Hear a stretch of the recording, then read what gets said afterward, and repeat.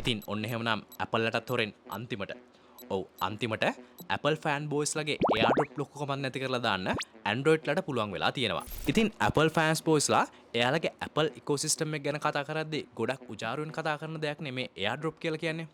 හැබැයි තවදුරටත් එයාලට එහෙම කතා කරන්න බැහැ. මොකද Google devices වලට ආව අලුත්ම අප්ඩේට් එකකින් එයාලට පුළුවන් වෙලා තියෙනවා මේ විදිහට Android phones වල තියෙන quick share feature එකත් එක්ක iPhones වලට file share කරන්නත් ඒ විතරක් නෙවෙයි මේ විදිහටම Pixel smartphones වලින් iPhones වලටත් හරියට iPhone එකකින් iPhone එකකට AirDrop කරනවා වගේම AirDrop කරන්නත් පුළුවන්කම මේකත් එක්ක හම්බෙලා තියෙනවා. හැබැයි මේකේ ෆන්ම පාර්ට් එක තමයි මේ වැඩේ Androidලා කරන්නේ Apple වල කිසිම සහයෝගයක් නැතුව ඒගොල්ලන්ටත් හොරෙන් කියන එක. හැබැයි තාම මේක මගේ S25 Ultra smartphone එකට ඇවිල්ලා නැහැ.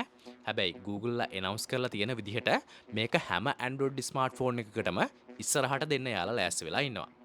හැබැයි වැඩේ කියන්නේ මේක කරලා තියෙන්නේ Appleලට හොරෙන්නේ. ඒ හින්දා Apple මේකට කොයි විදිහකට react කරාවිද කියලා අපිට ගැරන්ට් කරන්න බෑ. ඉතින් මේකට Apple මොන විදිහකට react කරාවිද කියලා කමෙන්ට් එකක් දාගෙන යන ගමන් ඔයා ගාවත් Pixel 10 device එකක් තියෙනවා නම් මොකද කියන්නේ? ඔයාගෙත් iPhone එකක් තියන් ඉන්න Apple fanboyව ගිහිලා surprise කරලා එමුද?